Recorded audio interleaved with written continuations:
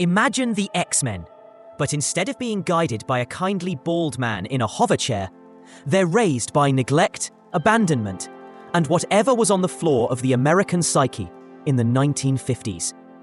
That's More Than Human by Theodore Sturgeon, a novel that dares to ask the question, what if evolution was less about wings and webbed feet, and more about psychic entanglement with a mute baby? Published in 1953. This book is what happens when you give a brilliant short story writer a handful of mental illnesses, a bottle of whiskey, and complete creative control. It's deeply weird, wildly ambitious, and the kind of thing you probably shouldn't read while you're already emotionally fragile. At its core, it's a book about becoming something greater than human. But along the way, it makes you question whether greater is even desirable. The story starts with Lone, the idiot. That's not an insult, it's what the book calls him. He's a telepathic vagrant with no social skills and even fewer boundaries. He can make people do things with his mind, but mostly he uses this power to steal food and avoid eye contact.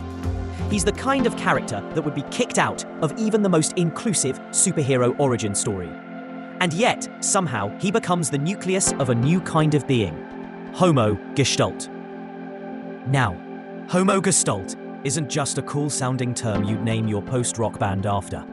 It's Sturgeon's idea of the next evolutionary step, a group of people who aren't just working together, but are literally one organism. They don't combine powers like the Avengers. They are each other. Think of it as a psychic human centipede, minus the scatological horror. Or don't. Actually, do. It fits. The team consists of Lone, the telepathic idiot, two teleporting twins who speak their own language and are so fused as people that they probably file taxes jointly, a girl named Bonnie who's developmentally delayed but acts as the group's glue. Literally, she's the synthesizer that melds everyone into one being.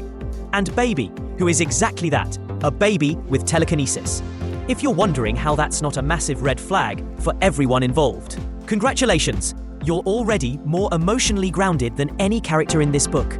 These characters don't meet at summer camp or a freak lightning storm. They find each other like broken glass being swept into a dustpan, accidentally and with a vague sense of discomfort. Their interactions are less about camaraderie and more about survival. But somehow, through trauma, isolation, and sheer narrative stubbornness, they form something that isn't quite a team, isn't quite a family, and definitely isn't covered by Medicare. Sturgeon's central philosophical gambit is that these fragmented individuals, none of whom are particularly functional on their own, can become something transcendent together, a higher life form. The single entity made up of broken parts. It's beautiful, in a deranged kind of way, like a mosaic made entirely of mugshots.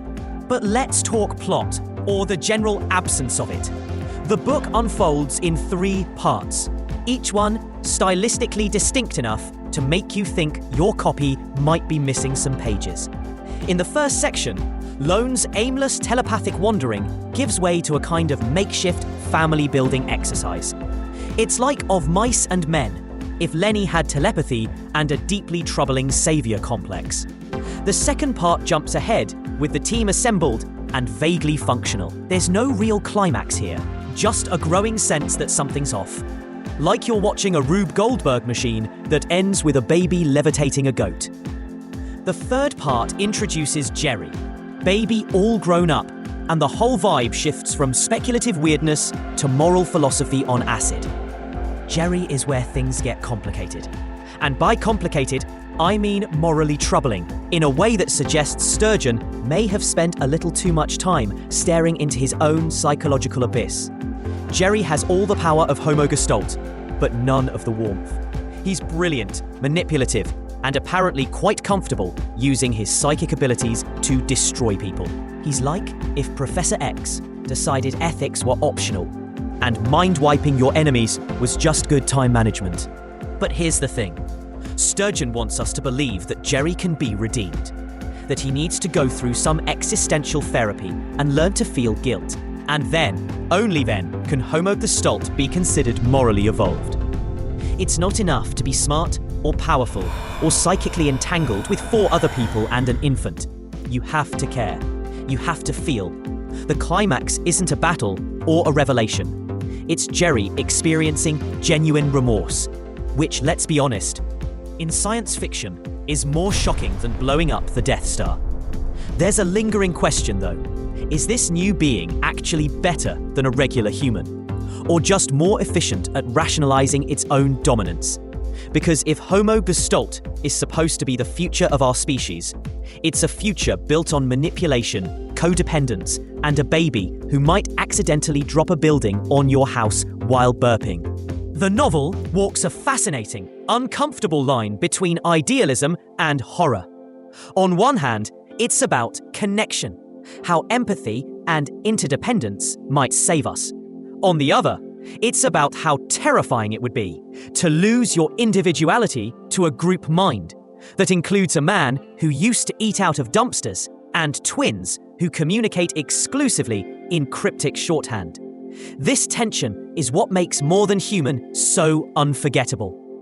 It's not smooth or elegant or even particularly well structured, but it means something.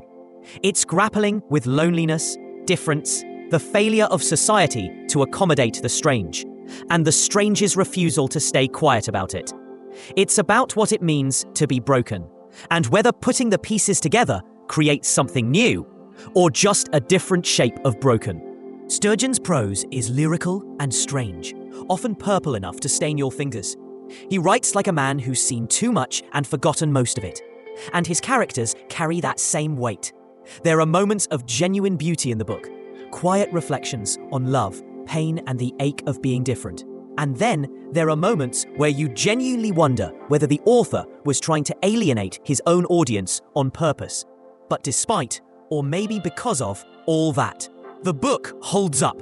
It still feels dangerous, still feels like a work of fiction trying to punch its way out of genre and into something more primal. Something more than fiction, even. You don't finish More Than Human thinking, that was a fun ride. You finish it thinking, I should probably lie down and stare at the ceiling for a bit. So is it good? Yes. Is it enjoyable? Not exactly. But it's essential. Like a psychic slap in the face, it wakes you up to what science fiction can do when it stops worrying about space battles and starts worrying about what's wrong with your soul. And really, what more could you want from a book that builds the future out of broken people and then dares you to be okay with it?